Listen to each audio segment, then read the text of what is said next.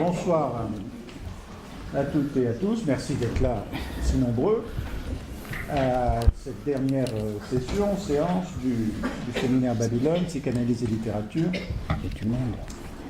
Alors, avant de vous présenter les intervenants de ce soir, je vous rappelle qu'il est très important, si vous voulez avoir le programme de l'année prochaine, que nous n'avons pas fini de concocter avec Corinne Dugré-Lebic qui vous reçoit, eh bien, il faut que nous ayons votre adresse mail. Mais dans ce programme, pour vous allécher, il y a déjà 2-3 choses que je peux vous dire. Le professeur Pierre de Lyon viendra à nouveau. Il était intervenu il y a un certain temps déjà sur Tex Avery.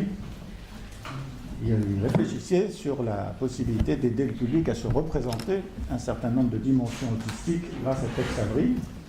Nous allons voir avec Picasso et Glenn ce soir. En dehors de Pierre de Lyon, Françoise No interviendra sur Sylvia Plath. Ça va être sombre, mais intéressant, intriguant et très féminin mélancolique pour ceux qui affectionnent ce genre. Et puis, nous aurons Jean Clair, qu'on ne présente pas, qui interviendra sur la mélancolie, bien sûr. Vous vous souvenez probablement de la grande exposition sur la mélancolie au Louvre, dont il était le commissaire, et qui nous fait le plaisir et l'honneur d'intervenir. Et puis, il y aura moins de séances Babel, parce que va advenir un colloque s'intercaler entre les séances. C'est le premier colloque franco-israélien Babylone. Ce colloque franco-israélien Babylone donc verra intervenir des intervenants israéliens et des intervenants français ici même le 24 février 2017, et le thème c'est Souvenirs d'enfance. Enfin, et pour finir sur ces présentations, l'AEPEA, et Bernard Gols en est le digne représentant ici, va accompagner un séminaire Babylone dans le cadre d'un congrès qui a lieu à Genève, qui s'appelle l'ESCAP, qui a lieu en juillet, et il y aura un Babylone en juillet. Et ce colloque Babylone européen, qui verra intervenir évidemment des intervenants belges, des intervenants anglais, des intervenants italiens, islandais et un marocain.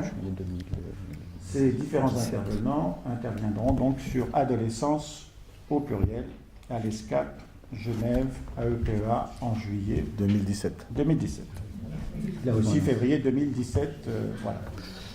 Voilà pour les présentations des programmes à venir. Alors, je vais me contenter de vous présenter, si jamais vous ne connaissiez pas, le discutant de Bernard Gols, qui va se faire un plaisir pendant 1 heure et demie de présenter l'ensemble des travaux de Bernard. Oui, moi, je vais présenter Johan Loisel, que vous connaissez, qui est psychiatre, psychanalyste, qui dirige l'unité de jour dans le service de psychiatrie de l'Institut mutualiste Montsouris, qui est intervenu à de nombreuses reprises, et en particulier sur ces thèmes de prédilection qui tournent autour de Céline, de Beckett et de Buster Keaton. À vous de trouver le lien, mais il n'est pas exclu que ce soit le père et non pas la mère. Bref, celui qui a trouvé le lien entre ces 3 interventions peut envoyer un mail à johanloisel@imm.fr. Johan, c'est à toi. Oui, bien sûr. Alors, oui, 1 heure et demie, je vais être plus condensé. Enfin, Bernard Gols, on a le plaisir de recevoir pour cette dernière séance de l'année Bernard Gols, qui est pédopsychiatre et psychanalyste, comme chacun sait, qui est professeur des universités à l'université René Descartes, qui est praticien hospitalier, bien sûr, chef de service du département de pédopsychiatrie à l'hôpital Necker enfants malades. Alors, beaucoup d'activités évidemment à Necker, et notamment la coordination du programme PIL, on peut déjà évoquer ça, le programme international pour le langage de l'enfant qui étudie les précurseurs interactifs et corporels de l'accès au langage. Il est membre de l'Association psychanalytique de France. Parmi d'autres fonctions, il est membre du Conseil supérieur de l'adoption. Alors là, dans la poursuite d'un travail que vous aviez entamé, j'imagine, avec Michel Soulet, Comme Maurice l'a évoqué, il est membre fondateur et président de l'Association européenne de psychopathologie de l'enfant et de l'adolescent. Il est président de la CIPA, c'est-à-dire la coordination internationale entre psychothérapeutes psychanalystes s'occupant de patients autistes. Vous avez fondé avec Serge Lebovici le groupe France de la WEM, l'Association internationale pour la santé mentale du bébé, association internationale qui vous a décerné le prix, il y a quelques jours, le prix Serge Lebovici à Prague. Vous en revenez tout juste. Beaucoup de titres, beaucoup de publications. Bernard Gols travaille, produit beaucoup, c'est son côté Picasso. Alors un classique évidemment, parmi bien d'autres publications, un classique tout de suite évidemment, le bouquin que tout le monde doit avoir, Le développement intellectuel et affectif de l'enfant chez Masson. D'autres ouvrages, Du corps à la pensée, au PUF, indispensable, insister, exister, tout autant indispensable, toujours au PUF. L'être bébé, un abord toujours chez Bernard Gols, intégratif, phénoménologique même, toujours au PUF, vers une neuropsychanalyse aux éditions Odile Jacob, avec Lisa Housse et Daniel Widlecher. Et puis je citerai aussi, ça me paraît très, très important pour chacun des mots de l'ouvrage, Mon combat pour les enfants autistes, écrit publié en 2013 chez Odile Jacob, donc dans les suites immédiates de l'année 2012, qui était la grande année de l'autisme, ou l'autisme comme grande cause nationale. Bernard Gols, à propos de l'année 2012 et de bien d'autres choses, est un penseur combatif. Alors on l'entend, il s'intéresse au bébé. C'est aussi un des grands rédacteurs du Dictionnaire international de psychanalyse des Mijola. Il ne cède pas sur l'intérêt de maintenir vivant l'outil psychodynamique, psychanalytique. Il s'intéresse plus particulièrement aux pathologies précoces et aux modalités d'instauration des premiers liens. L'instauration du sujet et l'instauration pour le sujet des autres sujets, on pourrait dire. Comme ça, il nous entretient d'une psychanalyse du développement dans une approche intégrative.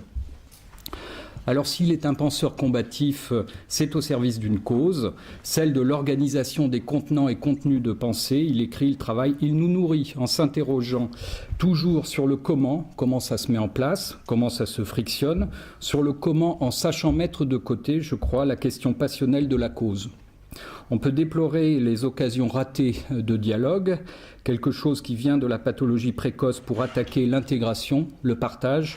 Bernard Gols plaide pour l'apaisement et le refus des clivages disqualifiants. C'est une position golsienne, un impératif, une éthique même.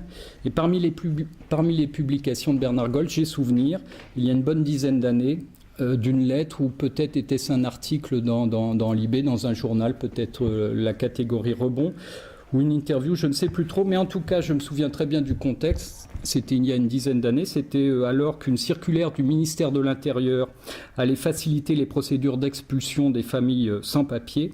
Vous aviez été un de ceux, pas si nombreux, qui ont parlé en termes simples et concrets et précis de la cause de l'enfant et de ce qu'on s'apprêtait à lui faire vivre. Alors vous allez nous parler ce soir d'un peintre et d'un musicien. Il va être question du vu et de l'entendu. Je ne sais pas trop comment vous allez embrasser ce matériel large, un homme taureau et un homme piano, mais cette largeur, cette générosité d'emblée, elle nous précise votre intérêt pour l'intégration et plus même, je crois, pour la commodalité perceptive. Bon. Alors, enfin, pour tout vous dire, moi je suis un peu entre mes 2 mètres là, donc c'est un peu embarrassant. Évidemment, par exemple, il ne faudrait pas que l'un se sente privilégié par rapport à l'autre. Les deux sont importants. Les deux au moins, c'est ma propre commodalité perceptive.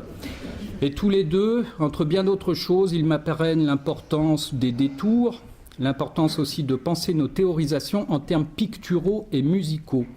Nos théories métapsychologiques doivent admettre des bases picturales et musicales.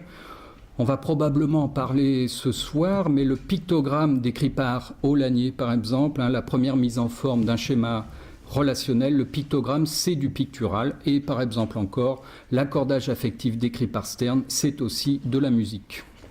Alors de la musique avant toute chose, évidemment, à condition d'y voir la rencontre, de la rencontre, de l'action, de l'excitation aussi. De la musique avant toute chose. Bernard Gols est musicien aussi, et je ne sais pas trop, mais je l'imagine bien comme Gould intéressé par le contrepoint. Un contrepoint dont un des grands maîtres est Bach, dont on a conservé quelques paroles, et notamment cette définition du contrepoint, je cite: « Imaginez des personnes qui conversent entre elles, chaque voix doit avoir sa personnalité, son indépendance. » Je mets des points de suspension, je ne vais pas tout citer, mais Bach conclut: « Pourtant, la conversation est orientée vers un sujet commun, d'où découle l'unité. » Alors ce dialogue sublimé, cet art de la conversation, cette fin vers une unité, ça rejoint la définition de la comodalité et ça rejoint, je crois, la force de Bernard Gols à pouvoir, au sujet d'une cause, faire dialoguer, intégrer toujours diverses approches. Heureusement, la pédopsychiatrie parisienne bénéficie de Maurice Corcos et des variations Goldsberg, un enseignement intégratif, non pas hypnotique, mais au contraire stimulant. Alors, je vais bientôt m'interrompre, mais j'ai souvenir d'avoir passé avec vous à peu près une année sur le petit texte de Freud, La négation, qui est petit par la taille, comme tout le monde le sait bien.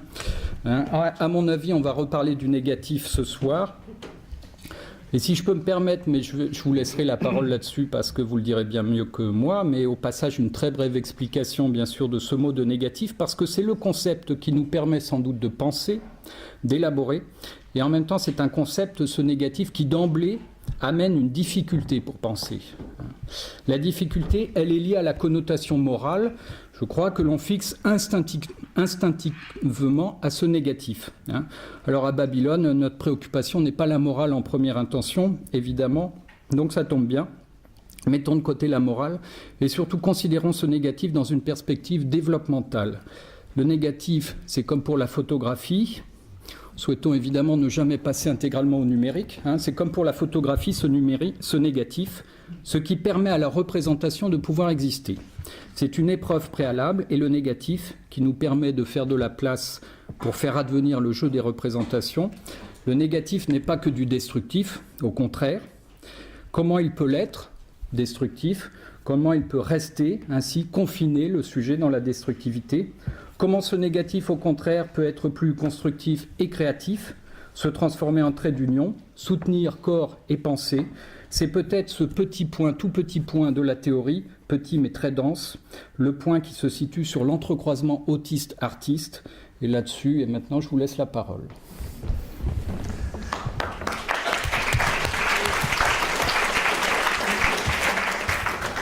Merci beaucoup, Yann, de cette présentation trop élogieuse. Habituellement, j'aime pas trop les présentations élogieuses et un peu longues. Aujourd'hui, je suis très heureux de ça. Je vous en remercie parce que j'ai oublié mes diapositives chez moi. Et donc, ça donne un petit peu plus de temps pour qu'elles arrivent. Voilà. Donc, quelqu'un a la gentillesse de me les apporter. Ma première partie est sans diapo, donc je vais aller doucement pour que les diapositives soient là pour la deuxième et la troisième partie de mon propos. Ceci étant, vous êtes trop gentils et je voulais vous dire qu'en tout cas dans l'équipe où vous avez été interne, tout le monde garde de vous un souvenir très vivant de quelqu'un d'extrêmement cultivé, d'extrêmement profond et d'extrêmement subtil. Voilà, alors mes remerciements vont aussi, et d'abord bien sûr à Maurice Corcos, qui est un ami très cher, que j'admire beaucoup. Et vraiment, c'est un grand honneur, vraiment, et un grand plaisir pour moi d'intervenir dans le cadre de ce séminaire tout à fait prestigieux. Merci beaucoup, Maurice, de me l'avoir proposé. Dans les temps difficiles que Yann a rappelé à l'instant, ce sont des espaces de pensée extrêmement précieux auquel on doit être très, très attentif. Voilà, alors ma conférence aurait été îlot autistique et créativité de Picasso à Glenn Gould en passant par Federico Garcia. Non, je ne passerai pas par Federico Garcia Lorca. On ne peut pas tout faire en une soirée. Cette conférence, vous allez voir, n'est ni vraiment psychopathologique, ni vraiment psychanalytique, ni vraiment artistique, au sens d'une érudition artistique. Je voudrais essayer de faire un peu l'éloge de l'antre, comme je reprends ce terme de François Julien. François Julien, qui est un philosophe actuel tout à fait important pour ce genre d'exercice de travail aux interfaces, qui est un philosophe tout à fait spécialiste de la philosophie occidentale, tout à fait spécialiste, très grand connaisseur de la philosophie orientale, et qui dit dans un petit livre qui est un vrai bijou d'ailleurs et que je conseille à tout le monde, qui s'appelle L'écart et l'antre. C'est le discours de sa nomination à la chaire de l'altérité. C'est un texte extraordinaire où il montre comment, au fond, ce n'est ni la philosophie occidentale ni la philosophie orientale qui l'intéresse en tant que telle, mais la mise en perspective des deux et le travail, ce qui apparaît dans l'écart, dans l'antre, dans l'interface. C'est vraiment ce que j'aime faire aussi dans notre discipline et que je vais essayer de faire là, en cheminant justement entre psychopathologie, psychanalyse et données artistiques. Évidemment, vous l'avez laissé entendre, je vais être obligé de m'appuyer pour ça sur les connaissances actuelles en matière d'autisme qui nous a énormément appris, qui continue à nous apprendre énormément. À ce sujet, d'ailleurs, une petite anecdote pour mon introduction. De 83 à 93, Michel Soulet, sur la prolongation de ce boulevard, à partir du moment où il s'appelle le boulevard Brune, il y a l'Institut de Puriculture, qui est devenu maintenant l'Institut Paris-Brune, et il m'avait confié donc la responsabilité de l'hôpital de jour pour très jeunes enfants autistes qu'il avait créé dans les années 70. C'était un des lieux un peu pionniers qui acceptait des enfants très jeunes.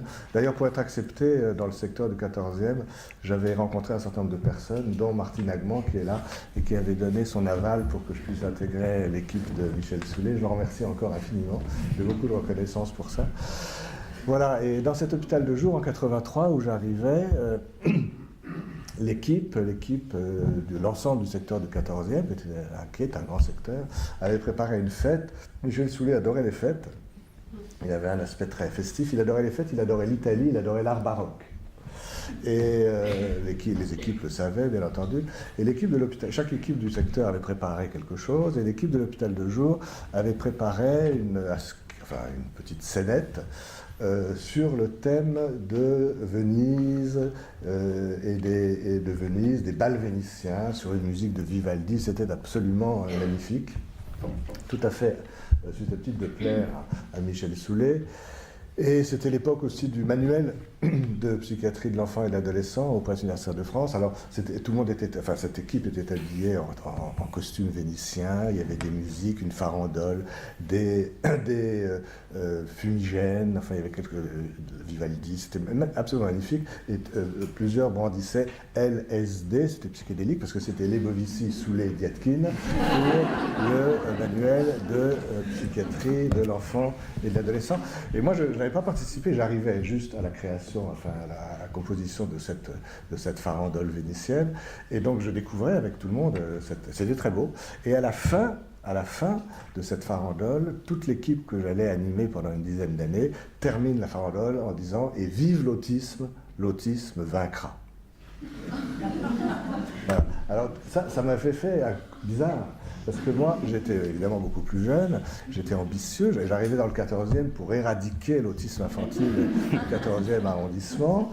Et première chose que j'entends de l'équipe quand j'allais avoir la responsabilité, vive l'autisme, l'autisme vaincra. Ça m'a fait réfléchir beaucoup. Et effectivement, il faut bien sûr travailler pour atténuer les souffrances autistiques, mais en même temps, l'autisme nous apprend beaucoup sur les débuts de la vie psychique, sur l'organisation de la vie psychique, et peut-être même plus encore sur l'entrée de l'enfant dans l'humanitude, dans l'humain, dans l'ordre de l'humain, en raisonnant beaucoup, bien sûr, avec chacun d'entre nous. Alors, il me semble que dans cette conférence ce soir, je vais utiliser un certain nombre d'apports que l'autisme nous a... qui nous viennent de l'étude de la pathologie autistique, et ça donne, je trouve, à nos regards sur d'autres productions humaines quelque chose d'extrêmement important. Alors l'autisme, c'est évidemment la forme la plus, c'est l'échec le plus grave d'entrer dans l'intersubjectivité. L'intersubjectivité, c'est-à-dire ce qui va permettre au bébé, au bout d'un certain temps, de ressentir très profondément, de vivre très profondément, d'intégrer très profondément que lui, le bébé, et l'autre, ça fait deux. L'intersubjectivité, dont je vais beaucoup parler là, dans cette première partie en attendant les diapositives, mais on en a besoin quand même pour la suite, donc je n'ai pas trop de romans. Cette intersubjectivité se joue vraiment dans le champ interpersonnel, c'est-à-dire dans le champ de la réalité externe.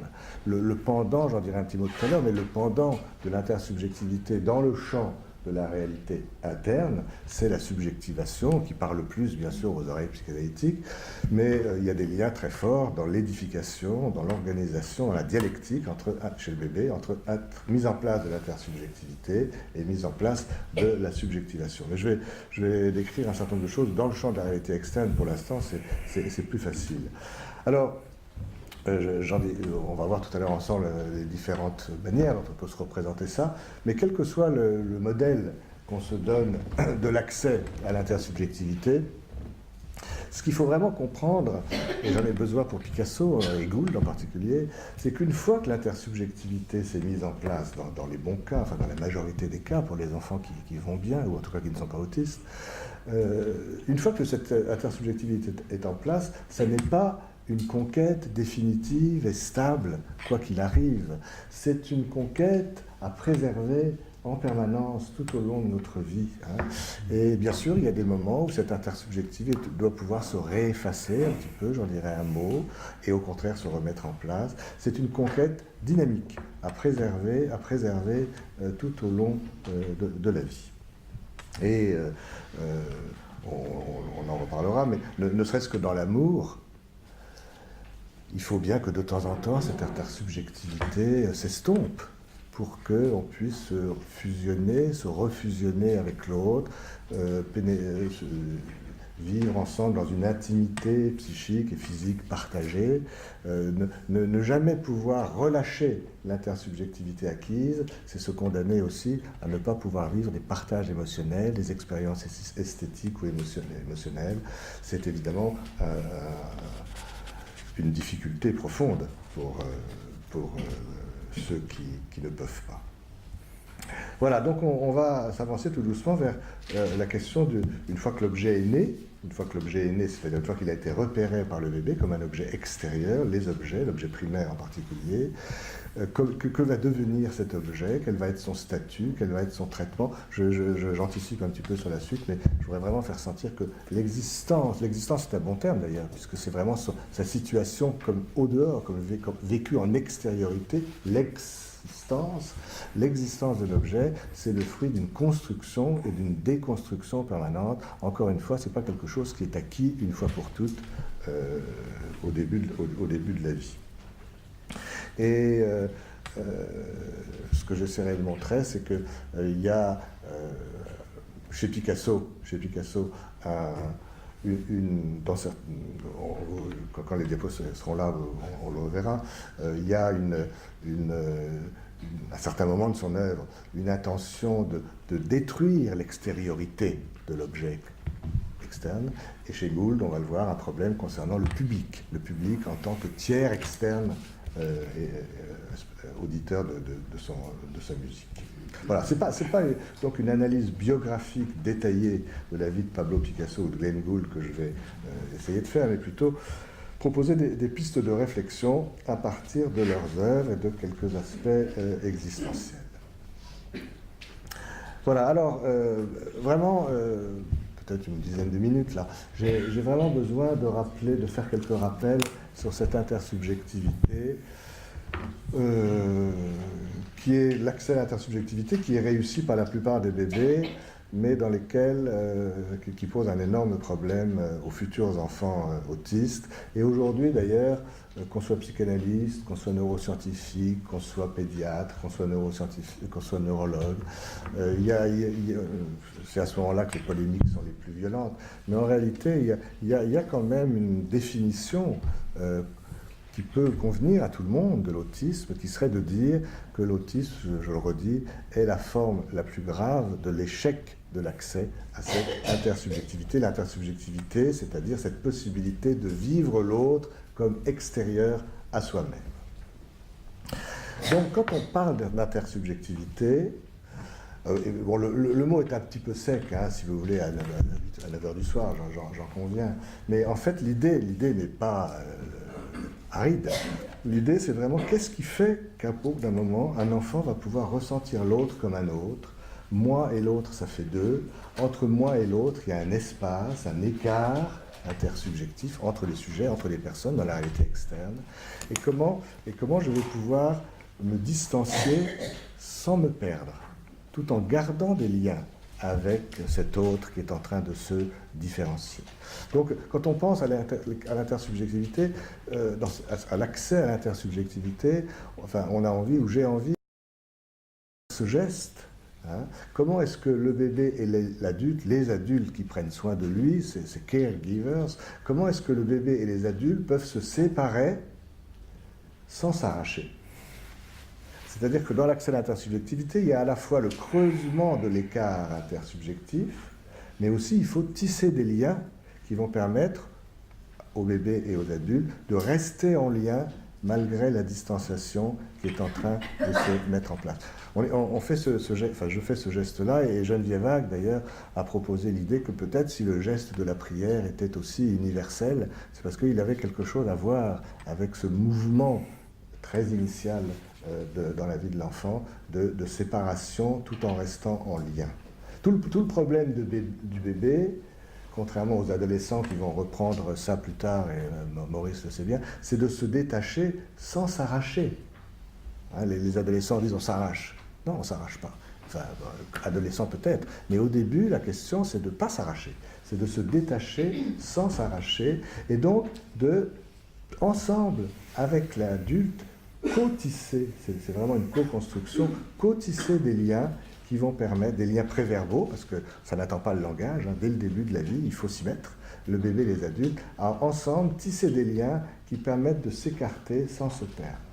Je prends toujours cet exemple-là, j'en ai pas d'autres, alors je m'excuse pour ceux qui l'ont déjà entendu, mais il est le plus illustratif. Une araignée au plafond, si elle veut aller par terre, elle ne se jette pas par terre. Elle tisse des liens, elle descend, elle descend, elle descend. Et quand elle est arrivée par terre, certes, elle est séparée du plafond qu'elle a quitté, mais elle reste reliée au plafond qu'elle a quitté par les liens qu'elle a elle-même secrétés. Et si elle veut, si elle doit, ça j'ai du mal à faire la différence entre les besoins et les désirs des araignées, enfin s'il faut qu'elle remonte au plafond, eh bien elle va remonter le long des fils qu'elle a elle-même secrétés.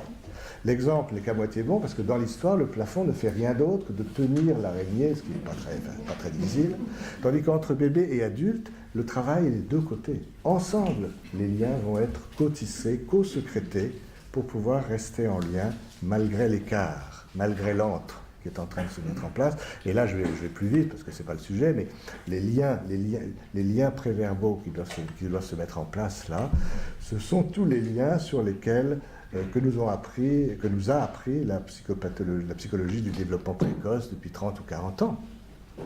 Donc en vrac, on pourrait dire, il y a de la rappeler l'accordage affectif, l'attachement, les limitations entre adultes et bébés, c'est une façon d'être ensemble malgré l'écartement, les identifications projectives au sens de Bion plutôt qu'au sens de Mélanie Klein, le dialogue tonique ou tonico-émotionnel des psychomotriciennes, etc. etc. Tous ces liens-là doivent se mettre à peu près bien en place pour qu'un jour advienne le lien le plus sophistiqué, qui est le langage, qui fait qu'avec le langage, on peut être ensemble tout en étant loin les uns des autres.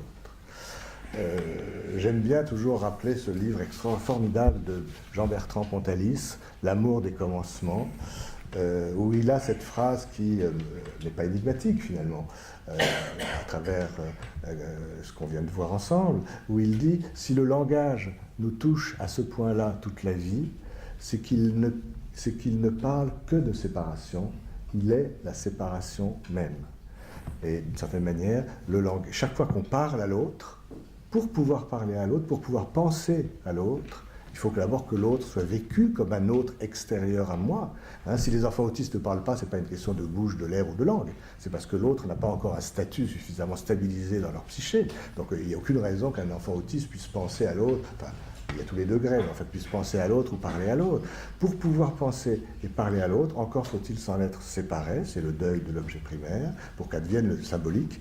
Et chaque fois qu'on se parle, même si c'est pour se dire qu'est-ce qu'on est bien ensemble, qu'est-ce qu'on s'aime, qu'est-ce qu'on se comprend, qu'est-ce qu'on est proche, le fait de parler à l'autre est un constat d'écart intersubjectif. C'est à la fois beau, triste, je ne sais pas, c'est comme ça, c'est comme ça. Et quand on dit les plus belles histoires d'amour sont muettes, c'est pas tout à fait assez précis. Les plus belles histoires d'amour fusionnelles sont muettes, par essence, puisqu'on ne peut pas parler à l'autre et penser à l'autre dans la fusion. Mais des histoires d'amour qui ne seraient que fusionnelles ne laisseraient même pas la place de pouvoir dire « je t'aime ». Donc après ça, chacun ses goûts. Moi, je pense que les plus belles histoires d'amour sont celles qui sont des moments de fusion nécessairement silencieuses et des moments de diffusion, ne serait-ce que pour pouvoir dire « je t'aime » à l'autre, c'est-à-dire pour que le langage puisse se développer dans cet espace potentiel. Mais cet espace potentiel ne peut pas advenir sans que d'abord tous les fils préverbaux de l'araignée que j'ai évoqués rapidement se soient d'abord un petit peu mis en place. Au passage, j'en profite parce qu'il y a un petit peu de temps. Autrefois, on a pensé que les dysphasies étaient psychotiques. Bon, aujourd'hui, on ne pense plus les choses de cette manière-là. Les dysphasies sont entrées dans les troubles spécifiques du langage qui sont plus compris d'un point de vue neurodéveloppemental. Mais à travers cette question de l'intersubjectivité, un certain lien entre autisme et dysphasie peut à nouveau être pensé, en ce sens qu'il est tout à fait plausible, enfin cohérent, de penser que l'autiste rate tous les liens préverbaux qui lui permettraient de s'écarter sans se perdre et donc n'entre pas dans le langage, et que peut-être les dysphasies sont un échec partiel du cotissage des liens qui précèdent le langage. Et les racines des troubles du langage dysphasique sont à chercher dans les liens préverbaux en deçà même de l'époque des mots et du langage.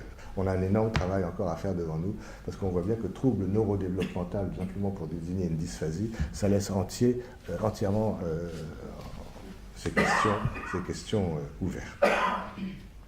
Voilà. Cette question du langage, qui est la conséquence de l'écartement, je parlais de pontalisme, et Julia Kristeva aussi l'a évoqué dans un très beau livre, Soleil noir, sur la mélancolie, où elle dit bien que le langage est le fruit d'une double perte, enfin d'une double négation plutôt. Je l'ai perdu. Non, je ne l'ai pas perdu puisque je peux la récupérer, la mère, l'objet primaire, dans la symbolisation, dans la représentation. Le langage est un constat d'écart obligé. Alors, ça, je vais aller plus vite parce qu'il y a eu bien sûr différents modèles pour parler de tout ça. À l'époque de Spitz et de Mahler, par exemple, on ne parlait pas d'intersubjectivité, et d'ailleurs Spitz et Mahler se situaient d'un point de vue psychanalytique et pensaient plus à l'intrapsychique et à la subjectivation qu'à l'interpersonnel et à l'intersubjectivité. Mais enfin, à l'époque de ces modèles de Spitz et de Mahler, on aurait sans doute parlé d'intersubjectivité secondairement acquise, après une première période où le bébé, dans ce modèle-là, est dans une indifférenciation. Dans le stade anobjectal de Spitz, dans la phase autistique initiale de Margaret Mahler, tout ça a été beaucoup critiqué depuis, mais si on essaie de mettre des mots sur le vécu qui peut être celui du bébé à ce moment-là, on dirait, au fond on dirait que le bébé ne se sent pas seul. Je vais pouvoir aller un peu plus vite alors, merci beaucoup. Merci beaucoup. Je remercie beaucoup la personne qui me l'a apporté. C'est pas urgent. Si on essaie de se mettre dans les modèles de Spitz et de Mahler dans le regard du bébé, on ne dirait pas que le bébé se sent seul. Parce que se sentir seul, c'est déjà ressentir que quelque chose d'extérieur nous manque. On dirait plutôt que le bébé se sent tout à lui tout seul, ce qui n'est pas du tout pareil, et ce qui organise d'ailleurs les racines d'une certaine mégalomanie ou toute puissance infantile, tout à soi seul. Le bras de la mère passe, le bras du bébé, une lumière, le sol, son corps. Donc, si ce stade anobjectal et si cette phase autistique existe, le bébé au début, dans le modèle de l'intersubjectivité secondaire, n'a pas les moyens de différencier les uns des autres, ça va ne se faire que progressivement. Mais bien entendu, avec tous les travaux sur le bébé et toutes les compétences qu'on lui a décrites à la fin, dans la deuxième partie du XXe siècle, il est advenu à l'idée que peut-être c'était curieux de vouloir attendre plusieurs mois avant d'admettre que le bébé puisse ressentir que quelque chose d'autre que lui existe. Et bien sûr, des modèles très différents sont apparus, en particulier le modèle de l'intersubjectivité primaire, qui fait de l'intersubjectivité une compétence quasi immédiate, donnée d'emblée. Le bébé aurait tout de suite, parmi ses compétences, la possibilité de s'organiser en tenant compte de l'existence de quelque chose d'autre que lui. Quand on a des modèles aussi opposés, alors les deux grands noms des modèles de l'intersubjectivité primaire, c'est Daniel Stern pour l'accordage affectif dont parlait Yann tout à l'heure, et c'est aussi Colvin Trevarten, qui est âgé mais toujours vivant et qui est un personnage en Écosse tout à fait étonnant, qui a beaucoup travaillé sur la musique d'ailleurs et l'improvisation dans les interactions sur le modèle du jazz. Quand on a deux modèles aussi opposés l'un que l'autre, forcément, de nombreuses équipes ont cherché des modèles intermédiaires, pas au sens d'un consensus mou, mais de quelque chose d'un petit peu plus dialectique, plus dynamique, et notamment donc à Necker avec le programme PIL, mais aussi à la Salpêtrière avec David Cohen et d'autres. On travaille maintenant sur un modèle d'accès à l'intersubjectivité, c'est la dernière chose dont j'ai vraiment besoin de parler avant d'arriver à Picasso et à Gould, qui est un modèle d'ailleurs assez intéressant parce qu'il fait des liens quand même entre la psychanalyse et les avancées dans le domaine de la cognition. Donc c'est suffisamment rare pour qu'on en tienne compte.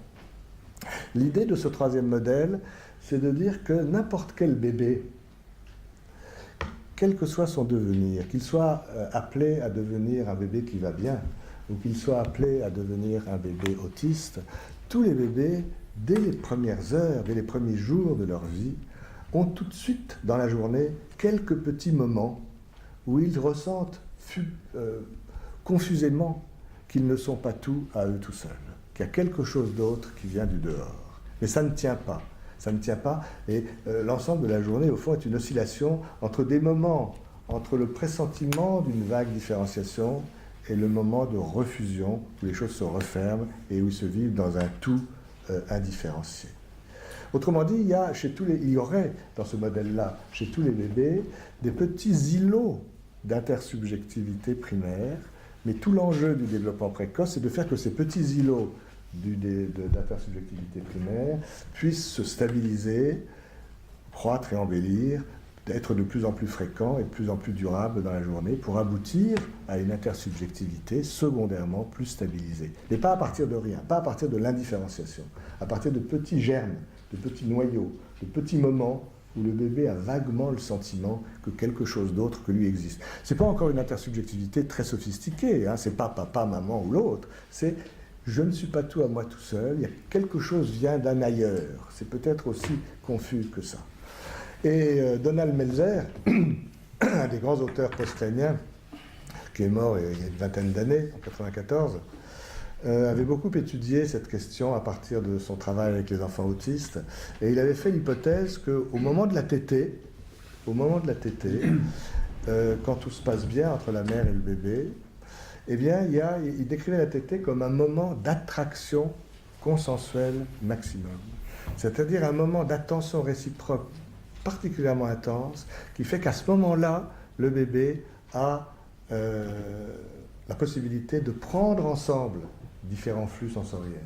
Le goût du lait, bien sûr, l'odeur du lait, la voix de la mère, les yeux de la mère, le rythme du portage, la chaleur de la mère. Les bébés touchent beaucoup la mère pendant la tétée, le toucher, la chaleur, tous ces canaux sensoriels, tous ces flux sensoriels. Le temps de la tétée, qui est un moment particulier, il arrive à prendre tout ça. Mais c'est trop. C'est coûteux, c'est fatigant, ça peut le submerger, et après la tétée, tout se relâche, et Melzer appelait ça le démantèlement.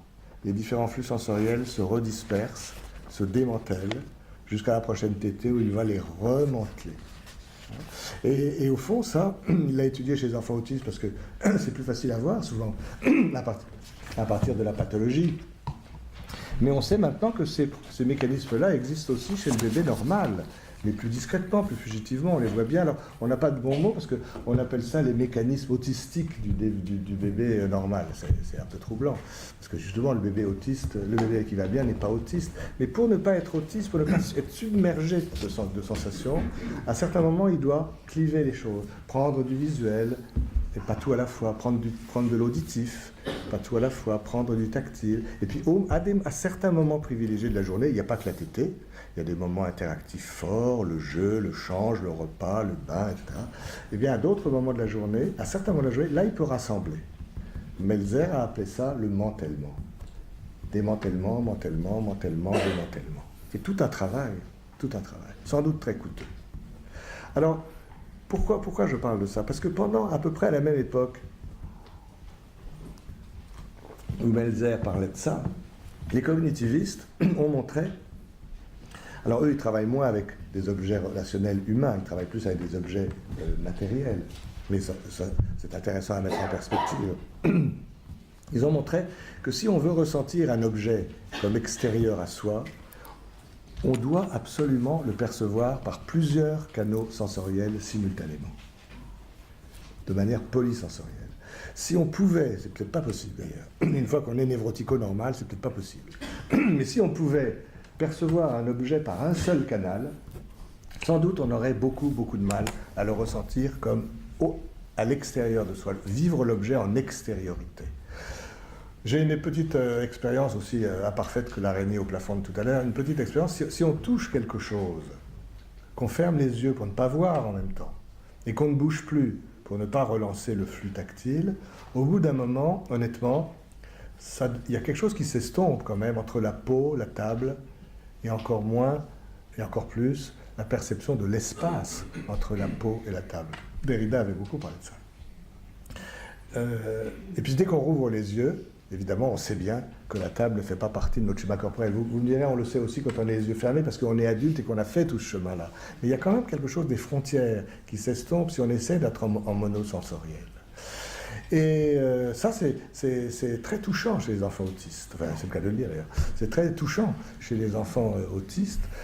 Quand, dans le cas des thérapies, par exemple, quand ils commencent à émerger un petit peu de la bulle autistique, commence à prendre en compte que quelque chose d'autre qu'eux existe, quand ils commencent à entrer un petit peu dans l'intersubjectivité, probablement au début c'est quelque chose qui les trouble, pour ne pas dire qui les angoisse ou qui les inquiète, mais en tout cas qui les trouble, et on voit certains enfants à ce moment-là se reprécipiter œil à œil vers la thérapeute, la thérapeute, comme si au moment même où ils découvraient l'objet, quelque chose les inquiète, les trouble, et immédiatement il faut se reprécipiter dans une perception monosensorielle, comme pour effacer l'extériorité de l'objet qu'ils sont justement en train de découvrir comme extérieur à eux. Et c'est tout l'art du thérapeute, à ce moment-là, ou des autres intervenants, avec les tout petits, les psychomotriciennes ont un rôle essentiel aussi. C'est tout l'art des intervenants de savoir dans ces moments-là, qui sont très faciles à rater d'ailleurs, de garder du monosensoriel qui permettent à l'enfant de travailler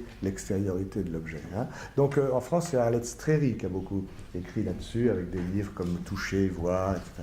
Et on voit bien qu'en mettant en perspective les travaux de Melzer et les travaux des cognitivistes, on sent bien que seule alors les cognitivistes n'appellent pas ça mantèlement, ils appellent ça comodalisation. Mais vraiment là, pour une fois, en français, on a deux mots qui sont vraiment autour de la même idée, deux mots différents autour de la même idée. On peut dire rassemblement. Pour pouvoir percevoir l'autre comme un autre, il faut pouvoir rassembler, prendre ensemble tous les flux sensoriels qui viennent de l'autre pour en faire un tout. Et c'est vrai que sans doute c'est un travail d'attention très coûteux, très difficile pour les enfants autistes et très difficile à maintenir sans doute longtemps. Voilà, alors un dernier point là-dessus, c'est que, et là pour aller vite, je vais prendre un raisonnement de chef d'orchestre, ça introduira un tout petit peu à la musique. Chaque flux sensoriel, comme le nom l'indique, il n'y a pas de perception ponctuelle, ça c'est un autre débat. Toute perception est toujours un flux. Le flux visuel, le flux auditif, etc. Et pour pouvoir prendre ensemble, manteler ou commodaliser différents flux sensoriels, encore faut-il qu'ils soient à peu près en rythme compatible, qu'il y ait une sorte de synchronisation polysensorielle qui peut se faire au niveau central, qui peut se faire au niveau périphérique, qui peut se faire au niveau interactif, je passe tout ça. Mais vous voyez, quand on pense aux enfants autistes qui se cognent les yeux, par exemple, ou qui se bouchent les oreilles comme ça, ou quand on pense au témoignage très classique de Temple Grandin, qui s'est dégagé de l'autisme et qui disait de manière très émouvante dans son livre Une vie d'autiste, il disait: quand je suis sorti de ma bulle, il a fallu que j'apprenne à cligner des paupières, alors que pour les autres enfants, tout est si simple. Alors que le clignement des paupières, c'est une segmentation du flux visuel, et tous les flux visuels doivent pouvoir être segmentés de manière à être en synchronie à peu près, pour pouvoir être rassemblés, mantelés, commodalisés. C'est la seule façon, encore une fois, de pouvoir percevoir l'objet comme extérieur à nous-mêmes. Voilà, donc on pourrait, si je voulais juste évoquer les axiomes, en quelque sorte, de notre programme de recherche PIL, on pourrait dire que, pour résumer tout ce que je viens de vous dire, et on va passer bien sûr à la suite, c'est qu'il n'y a pas d'accès possible à la communication langagière ou générale sans accès préalable à l'intersubjectivité, pour pouvoir parler à l'autre et penser à l'autre, qu'il n'y a pas d'accès possible à l'intersubjectivité sans rassemblement des différents flux sensoriels qui viennent de l'autre, qu'on appelle ça mantèlement, qu'on appelle ça commodalisation, et qu'il n'y a pas de rassemblement troisièmement possible des différents flux sensoriels qui viennent de l'autre, sans segmentation, sans mise en rythme compatible aux différents niveaux possibles, pour pouvoir les prendre ensemble sans cacophonie sensorielle. Alors aujourd'hui, les gens ne parlent pas de cacophonie sensorielle, mais chez les enfants autistes, on parle de dyssensorialité, c'est-à-dire une difficulté, alors, et notamment sur bien sûr, les sensorialités distales. Je rappelle aussi que dès la grossesse, les sensorialités se mettent en place dans un ordre très précis. Le toucher d'abord, en début de grossesse, le toucher, l'olfaction, le goût, ce sont les sensorialités proximales, puisqu'il faut être tout près de l'objet pour le toucher, pour le sentir ou pour le goûter. Et c'est seulement en fin de grossesse que se mettent en place l'audition et la vision, qui sont les sensorialités distales, qui permettent de voir l'autre de loin, de parler à l'autre de loin. Et bien entendu, les enfants autistes ont surtout du mal avec les sensorialités distales, parce que percevoir l'autre, entendre l'autre et voir l'autre de loin, ça signifie quelque part admettre que l'autre est soi. Ça fait deux, enfin on revient toujours à cet écart intersubjectif qui fait peur sans doute, enfin, qui trouble terriblement les enfants autistes. Je vais laisser de côté la question du passage de l'intersubjectivité à la subjectivation, parce que j'en ai pas besoin pour l'instant. Voilà, alors l'idée que je voudrais défendre et que je voudrais un tout petit peu pister chez Picasso et Gould, c'est que comment on pourrait dire, ce travail de construction et de déconstruction, construction-déconstruction permanente de l'objet de la perception, tout au long de notre vie, je crois, on pourrait appeler ça une dimension autistique inhérente au vivant psychique. Dès qu'il y a du vivant psychique, peut-être qu'il faut qu'il y ait aussi la possibilité, à certains moments, d'effacer ou de détruire l'objet, d'effacer l'objet qui a été instauré. Je vous ai parlé tout à l'heure des mécanismes autistiques du bébé normal. Le bébé normal peut se servir du démantèlement, j'en ai parlé, il peut se servir de l'adhésivité, il peut se servir de l'autosensualité. Tout ça, ce sont des matériaux assez archaïques qui ont des destins. Alors, la question, c'est pas d'en avoir ou pas des matériaux archaïques, c'est qu'est-ce qu'on en fait et qu'est-ce que ça donne sur la suite de notre organisation. Hein, on ne peut pas du tout séparer les enfants normaux comme n'ayant pas de processus originaire, les enfants autistes, non, pas du tout. Tout le monde est passé par ces étapes très précoces de la mise en forme, de la mise en représentation, de la mise en sens, mais un destin, c'est que ce matériau très archaïque fasse le socle du développement ultérieur. Un autre destin, c'est de pouvoir être réactivé à certains moments de notre vie. Un autre destin, c'est de paralyser les choses. Et un autre destin, c'est de fournir la source d'une certaine créativité artistique. Vous voyez, tout doucement, j'arrive dans mon sujet.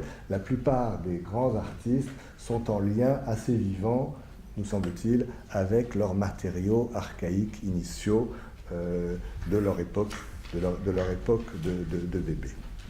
Et ce qu'on appelle les îlots autistiques, c'est Sidney Klein qui en a parlé en premier, non pas Mélanie, mais Sidney Klein, puis ça a été repris bien sûr par Frances Stocil. Les îlots autistiques, ce sont les traces en nous de toutes ces premières ébauches de mise en forme Bien sûr, ça évoque les travaux de Pierre Aulagnier, vous les avez également cités, le registre originaire, la mise en forme, avant la mise en scène et la mise en énoncé, ces toutes premières organisations perceptives qui parlent de fragments de corps, de fragments d'espace, de collage, de zones-objets complémentaires. Zones-objets complémentaires, ça veut dire que la bouche et le sein sont quasi indissociables dans les toutes premières représentations.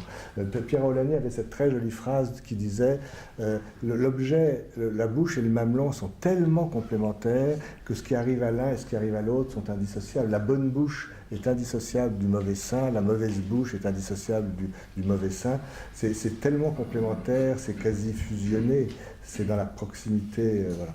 Mais ces îlots autistiques vont se transformer, se primariser, se secondariser, mais il y a toujours un reste d'intraduit, de non-traduit qui reste en nous et qui peut être réactivé, qui peut être vivant, ou au contraire, qui peut faire enclave, ne jamais entrer dans les processus de transformation et d'après-coup. Et c'est là que je crois un certain nombre d'artistes vont puiser une inspiration qui n'a rien à voir avec l'autre et qui a à voir avec leurs toutes premières activités représentatives. Je vais essayer de le montrer. Alors vous voyez, quand on pense aux matériaux comme ça archaïques, enfin la dimension autistique qui serait propre au vivant psychique, serait inhérente au vivant psychique, on voit bien que quand on vient nous dire qu'il y a un enfant sur 50 qui présente un trouble envahissant du développement, c'est une sinistre plaisanterie, donc ça je passe. La critique du DSM a été largement faite déjà par Maurice. En revanche, dire qu'il y a 100% d'entre nous qui ont une dimension autistique, oui, bien sûr, mais après ça dépend où on met le curseur. Est-ce que c'est une dimension autistique qui entrave? Est-ce que c'est une dimension autistique qui soutient? Est-ce que c'est une dimension autistique qui construit? Est-ce que c'est une dimension autistique qui inspire? Voilà. Alors ça, bien sûr, il y a une dimension autistique, mais où est-ce qu'on met le curseur de la pathologie? On voit bien que selon les DSM, selon les époques, selon les pays, les visions sont assez différentes les unes de l'autre. Voilà, alors pourquoi si on a cette dimension autistique, pourquoi est-ce qu'on pourrait avoir envie... vous voyez bien, c'est pas simplement oublier l'objet, hein, parce que on voit bien que quand on vit, à certains moments, bon, on oublie un petit peu l'autre, ça, d'accord. On pense, bon. Non, là, il ne s'agit pas d'oublier l'autre, il s'agit de déconstruire l'autre. Et dans quel cas on peut avoir besoin de déconstruire l'objet de la perception? Eh bien, il me semble que déjà, quand l'enfant va organiser, va découvrir les objets de son environnement. Le bébé normal, très tôt, dans les premiers mois de la vie, vous savez bien qu'il va souvent s'attaquer aux premiers objets qu'il découvre. De même que l'enfant autiste, quand il commence à sortir de sa bulle, il y a les grandes crises de tantrum, il essaye de s'attaquer à l'autre. C'est pas forcément pour le détruire, c'est aussi pour voir qu'il résiste, mais c'est aussi pour déconstruire un objet qu'il découvre. Il y a aussi, ça c'est très important, détruire l'objet parce que le dedans de l'objet peut faire peur. Le dedans de l'objet, la peur de l'intériorité de l'objet au moment où on se différencie de l'autre. Hein, c'est-à-dire que découvrir l'objet, c'est aussi découvrir que l'objet est un autre sujet, comme dit René Roussillon, et qu'il a lui-même de son côté tout un espace interne. Tout ça peut inquiéter l'enfant. Et c'est tout le problème du conflit esthétique. Je vais en parler pour un tableau de Picasso dans un instant. C'est tout le problème de l'objet esthétique. Qu'est-ce que l'autre a dedans? Là aussi, je me sers toujours d'une petite histoire. Je m'excuse pour ceux qui l'ont déjà entendue. Quand j'en trouverai une meilleure, je la changerai. Mais là, pour l'instant, je n'en ai pas de meilleure.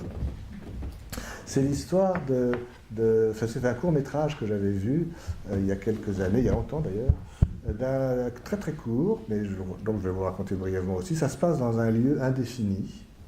On ne sait pas si c'est le matin, on ne sait pas si c'est le soir. On ne sait pas si c'est un musée, on ne sait pas si c'est une prison, parce qu'il y a une vingtaine d'années, les gardiens de musée étaient à peu près habillés comme les gardiens des prisons, avec une casquette, etc. Ça se passe dans un lieu, donc il y a une espèce de brouhaha, c'est un peu confus, c'est un peu flou, mais on sent qu'il se passe quelque chose d'un peu grave. Voilà, puis ça se précise, tout doucement, ça se met au point. Hein, il y a une troisième dimension qui apparaît, on commence à y voir un petit peu plus clair. Il y a une foule de gens assez angoissés, qui téléphonent, qui appellent. Au bout d'un moment, on sait qu'on est dans un musée qui ressemble au Louvre, énormément. Et puis on a appelé le ministre de la Culture pour venir voir quelque chose de terrifiant qui s'est passé pendant la nuit. Et donc on voit tout ce monde se rassembler pour aller voir ce qui s'est passé de terrible dans ce musée du Louvre. Le caméraman est derrière la foule qui est en train de s'avancer vers une grande porte. On a le temps, le rythme est le bon, et on a le temps de penser que peut-être on a volé la Joconde pendant la nuit. Parce que la Joconde, c'est le symbole même de l'objet esthétique. Et les portes s'ouvrent et effectivement, il s'est passé quelque chose de terrible. Je vous laisse attendre un petit peu, comme on laisse attendre le spectateur dans le film. Il s'est passé quelque chose de terrible, mais bien plus terrible que le vol de la Joconde, c'est que pendant la nuit, la Joconde, elle est toujours là, mais elle s'est retournée. C'est-à-dire que la Joconde est en 3D, en fait. Et là, il y a quelque chose du conflit esthétique que Donald Melzer avait très très bien saisi, c'est-à-dire l'enfant est ébloui par la surface de la mer, ses yeux, sa peau, là. Mais tout de suite, il est confronté à l'énigme du dedans. Est-ce que c'est aussi beau dedans que dehors? Marcelli avait dit les choses de cette manière-là. Est-ce que c'est aussi beau dedans que dehors? Est-ce qu'il y a un dedans? Et qu'est-ce qu'il y a dans le dedans? Ça, c'est le conflit esthétique qui organisera peut-être tous nos conflits esthétiques ultérieurs. Et Donald Melzer, alors pour la petite histoire psychanalytique, là s'était mis en très grand conflit avec Mélanie Klein, parce qu'en disant les choses de cette manière-là, il inversait la position schizoparanoïde et la position dépressive. Pour Mélanie Klein, il y avait un dogme, c'est que la position schizoparanoïde est première, la position dépressive est seconde, alors que là, avec le conflit esthétique, ce qu'il nous dit, et qu'on va revoir dans un tableau de Picasso, Le baiser, et bien, il nous dit qu'au fond, la position schizoparanoïde, c'est déjà une défense par rapport à une inquiétude première concernant le dedans de l'objet. La position schizoparanoïde serait déjà une fragmentation défensive par rapport à l'angoisse liée au conflit esthétique, et puis la position dépressive viendrait après, et on aurait une première position pré-schizoparanoïde. Voilà, et puis dernière allusion psychopathologique, dans les lieux où on s'occupe d'enfants autistes, où on essaie d'évaluer les enfants à risque autistique, enfin un écart en particulier, enfin il y en a plein d'autres, un problème quotidien qu'on a, et qui n'a pas été pris en compte encore ni par les classifications ni par les recommandations, un problème très fréquent qu'on a, c'est quand on voit un enfant qui a 2 ans et demi, 3 ans, qui a quelques mécanismes autistiques, effectivement, et la question est de savoir s'il est autiste, au sens habituel du terme, ou s'il a été dépressif au tout début de sa vie, s'il a vécu une dépression du bébé, et s'il n'est pas sorti de sa dépression du bébé par quelques mécanismes autistiques cicatriciels, mais qui n'ont pas la même valeur pronostique et la même gravité, et qui n'appellent d'ailleurs pas tout à fait les mêmes mesures thérapeutiques. Et quelle est l'idée qui est derrière là, du point de vue psychopathologique? C'est que les bébés qui, dans la première année de leur vie, ont vécu une dépression, c'est-à-dire ont vécu une perte d'objet, tout se passe un petit peu comme si, je ne peux pas vous le démontrer au sens de la validation habituelle, mais tout se passe un petit peu comme si, pour prévenir, pour éviter le retour d'une nouvelle perte d'objet, ils détruisaient l'objet qu'ils avaient construit, grâce à leur accès à l'intersubjectivité, de manière un petit peu préventive. Détruire l'objet pour éviter d'avoir à le reperdre. Ce sont des mécanismes autistiques post-dépressifs du bébé qui n'ont pas du tout la même signification que les autismes structuraux. Voilà, alors Yann disait artiste ou autiste. Maintenant c'est devenu classique de poser cette question. C'est Frances Tostin, quand même, qui avait remarqué qu'il n'y avait qu'une seule lettre d'écart entre artiste et autiste, en anglais aussi. Mais quel boulot! Quel boulot pour, évidemment, transformer un enfant autiste en artiste. Et quel boulot aussi, d'ailleurs, pour les artistes, d'aller repuiser dans leur forme autistique, dans leurs matériaux autistiques initiaux, la source de leur créativité. C'est ce qu'on va essayer donc de voir avec Picasso et Gould. Là, peut-être rien, on peut essayer de le mettre.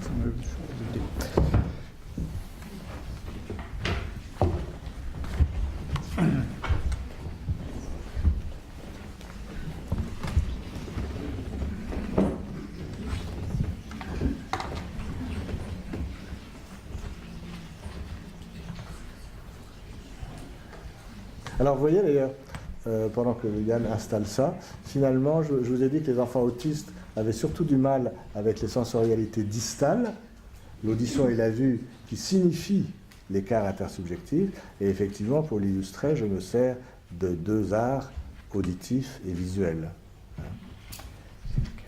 Alors.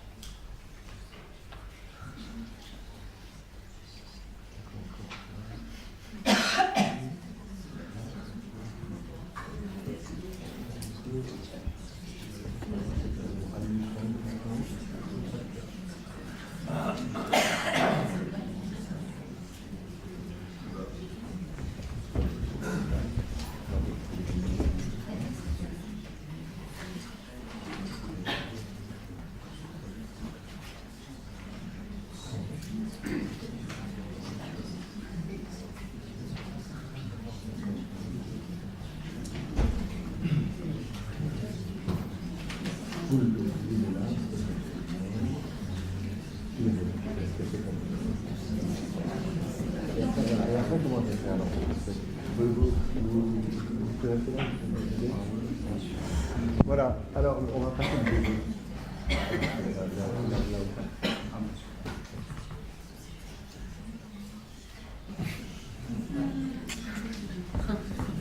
Décidément,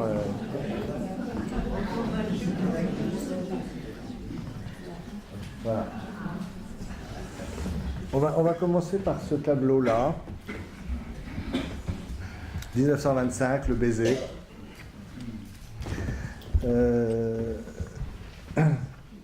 C'est le début de l'époque surréaliste.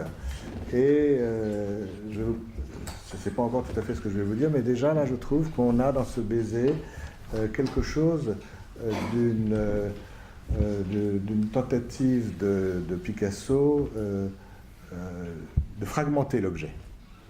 C'est vrai d'ailleurs concrètement que quand on est tout près de quelqu'un, qu'on l'embrasse ou qu'on soit tout près de lui, ça devient très difficile d'avoir une vision d'ensemble de son visage. Il y a quelque chose du visage qui se fragmente, qui s'éclate, qui se disperse. Hein.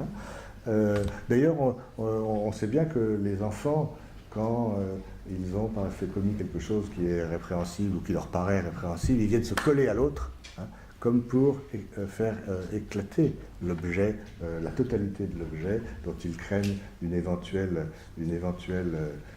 rétorsion. Donc, par rapport à ce que je vous ai dit de Melzer, cette interrogation entre la surface de l'objet, l'intérieur de l'objet, cette inversion dont j'ai parlé des positions kleiniennes, là on voit que le baiser de Picasso, ce début de l'époque surréaliste, là on a vraiment un visage totalement éclaté, hein, fragmenté, pulvérisé, hein, qui supprime de fait l'inquiétude pouvant être liée à la totalité de l'objet. Mais donc ça c'est une petite chose que je voulais passer, mais en fait moi je veux insister sur les 10 dernières années de l'œuvre de Picasso.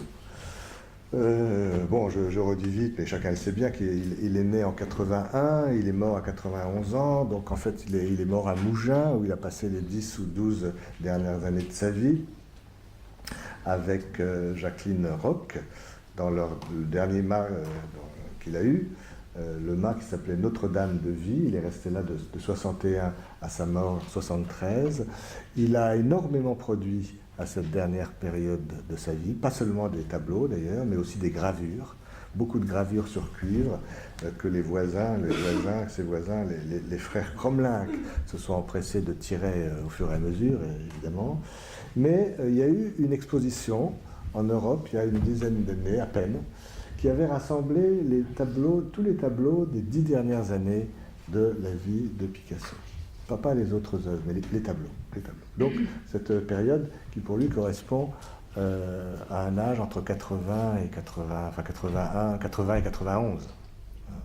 Et où on peut penser effectivement que les angoisses de mort commençaient à s'accentuer, comme pour tout le monde sans doute, à la fin de sa vie.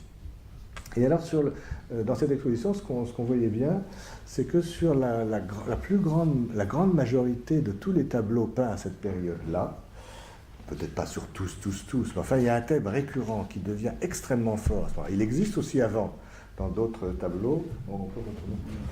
Il existe avant. Mais apparaît un thème correspondant. Attendez, là, vous me passez FP, l'avant l'année. Un thème. Oui, ça c'est pas Picasso, c'est moi. Hein. Mais c'est pour vous expliquer ce qu'il va falloir voir sur les autres, c'est-à-dire la superposition de quelques traits qui indiquent un visage de profil et d'un autre trait qui indique un visage de trois quarts. Quelques traits indiquant un visage de face et un autre trait indiquant un visage de profil ou de trois quarts. Hein. Ça, c'est ce thème qui devient récurrent à ce moment de la vie, presque tous les tableaux de cette période. On va en montrer un ou deux exemples. Celui juste au-dessus, par exemple. Non, c'est à nouveau le baiser, pardon. Tête d'une femme, c'est peut-être là-dessus. Oui, peut-être. Voilà, là on a ce thème-là, mais je vous en ai apporté un ou deux exemples, mais c'est vraiment un leitmotiv récurrent sur toute la période. Allons voir un autre, Dora là-dessus. Oui, bon, ça fait plus lointain, mais c'est pareil. Je sais pas, non, on n'arrive pas à le voir là, mais enfin, on a aussi la question d'un profil et d'une face superposée. Voilà, et une idée possible, c'est que la mort, enfin, j'en sais rien de plus que vous, à vrai dire, hein, mais on peut penser que la mort, que les angoisses de mort peuvent être liées à la peur, à l'inquiétude de reperdre définitivement l'intersubjectivité si chèrement acquise au début de la vie dont j'ai essayé de vous parler tout à l'heure. Et alors qu'est-ce qui se passe dans le mouvement dont je parlais tout à l'heure chez le bébé? Qu'est-ce qui se passe en réalité quand la mère et le bébé, qu'est-ce qui se passe en deçà de l'intersubjectivité? La mère et le bébé sont dans la fusion, sont dans l'indifférenciation. Et puis il va falloir, je ne reprends pas tout mon exposé, il va falloir se différencier, s'écarter et se désenvisager, en quelque sorte, se décrocher un petit peu l'un de l'autre. Et c'est dans ce mouvement de distanciation que la mère et le bébé vont pouvoir se tourner vers le tiers, l'espace tiers, le futur tiers, l'espace potentiel, enfin, là où vont naître les processus de pensée, de tiercéité, etc.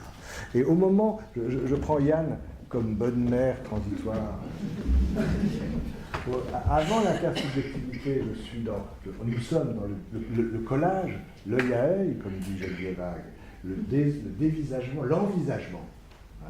Et puis tout doucement, on va se distancier et se tourner ensemble vers l'espace tiers. Et à ce moment-là, moi, le bébé, j'ai accès au visage de profil ou de trois quarts de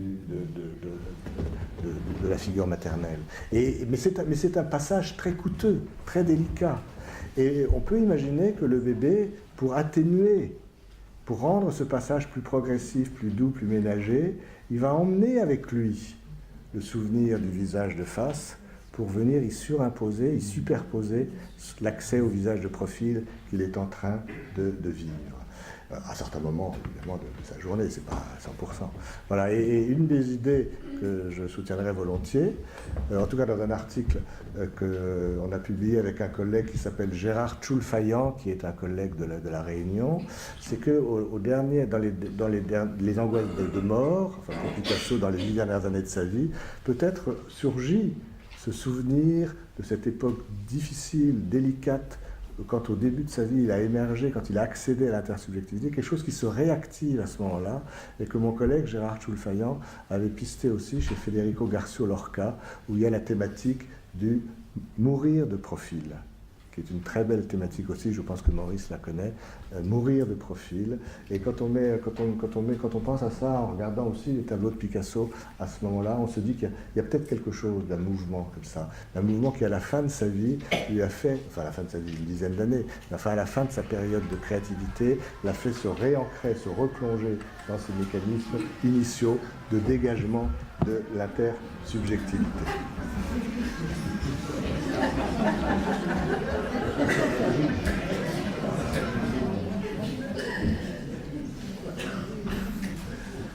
Voilà, autrement dit, pour dire encore les choses autrement, peut-être peut-on, enfin on en discutera, imaginer que cette créativité très importante de Picasso donc, dans cette dernière période, à Mougins, s'appuie sur un mouvement d'essayer de retrouvailles avec l'en-deçà de l'intersubjectivité.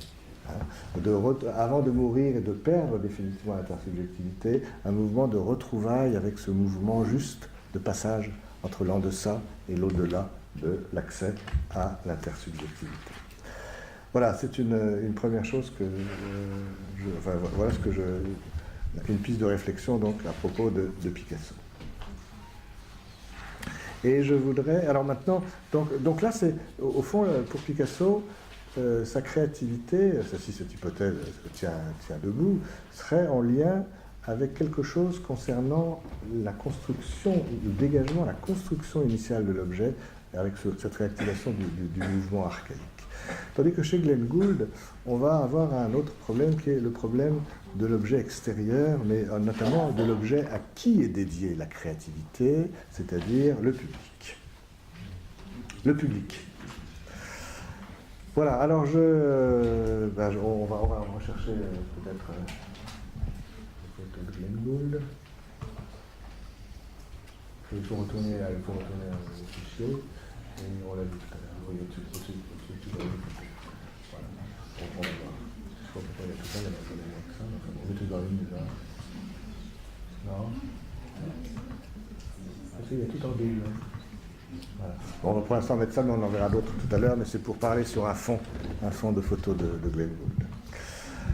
Voilà, alors quelques aspects de sa vie pour illustrer ce que je voudrais dire. Alors, un dernier mot sur Picasso, c'est peut-être pas îlot autistique, enfin, c'est retrouvailles avec des mécanismes archaïques qui avaient présidé à son dégagement de l'intersubjectivité et qui fondent sa créativité à ce moment-là, peut-être à ce moment-là de sa vie. Alors, Glenn Gould, donc il est né en 1932, à Toronto, au Canada, et mort en octobre 82 dans la même ville. Vous savez, peut-être c'est important de s'en souvenir que son père était fourreur, mais violoniste aussi, mais fourreur, et la fourrure a beaucoup d'importance aussi dans les rituels vestimentaires de Glenn Gould, ultérieurement. Et la mère de Gould, qui s'appelait Florence Grieg, était une lointaine parente d'Edward Grieg, qui était professeur de piano et parente du compositeur norvégien. Gould apprend le piano avec sa mère dès l'âge de 3 ans jusqu'à l'âge de 10 ans. Il entre au Conservatoire royal de musique très tôt et il va travailler auprès d'Alberto Guerro pendant une dizaine d'années, de 43 à 52. Il y a marqué Guerro.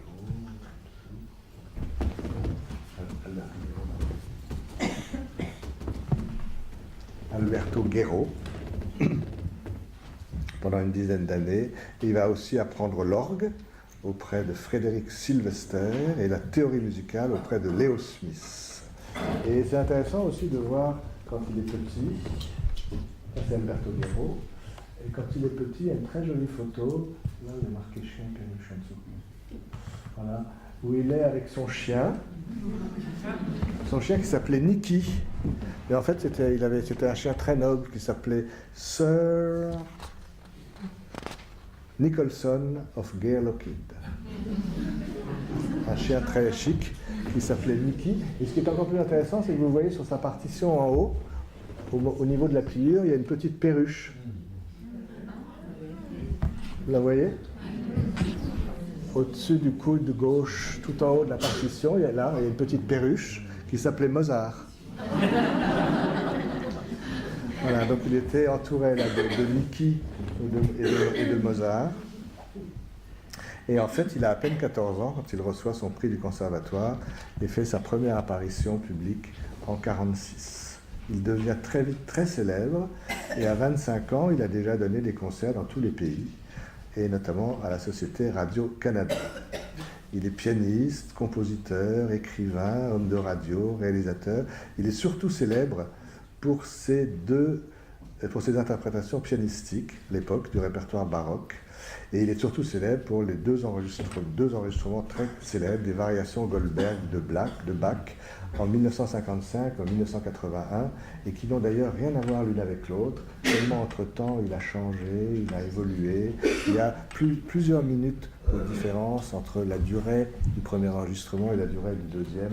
On pourrait peut-être essayer de le passer un petit peu pour se mettre dans l'ambiance. C'est l'aria, les variations Goldberg se débutent par un aria, qui est évidemment très célèbre.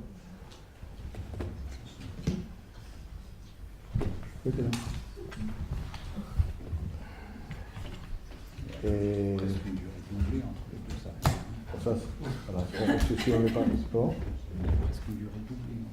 c'est presque une durée doublée entre les deux enregistrements, absolument. J'anticipe un petit peu, mais beaucoup de commentateurs ont dit que Gould... En fait, le problème de Gould, c'était un essai d'être en lien direct avec la musique.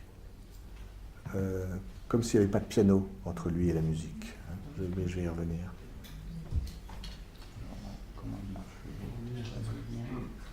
Sur ordinateur. Ah oui, oui.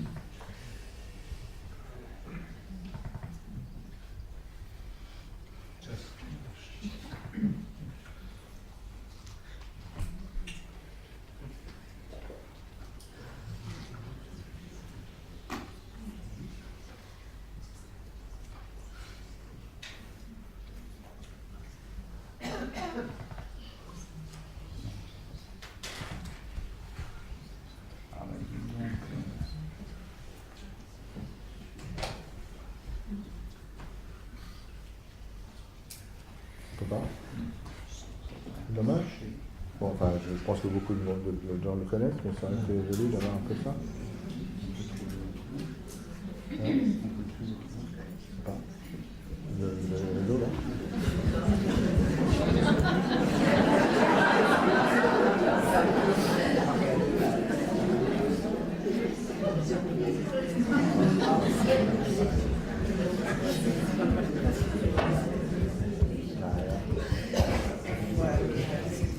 Là, vous l'avez. Le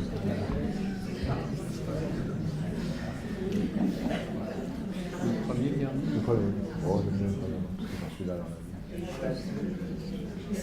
Non, mais pas. Il faut qu'on partage tous quelques impressions musicales.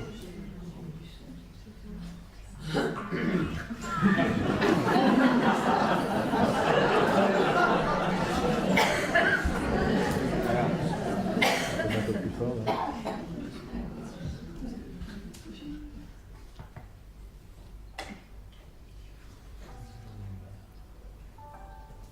Oui. Alors là, c'est un... On va pas dans la salle, mais bon.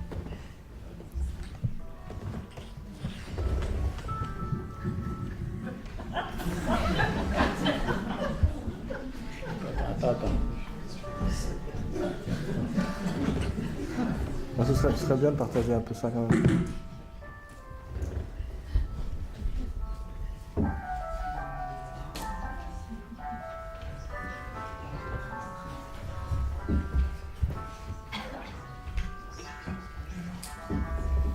Tout.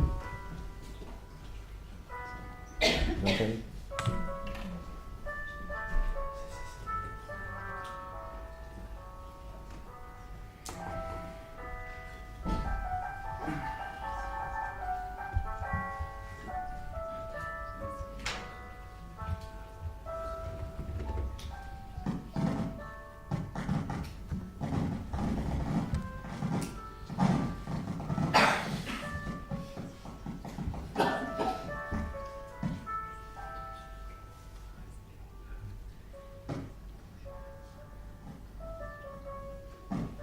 On entend quelque chose, mais...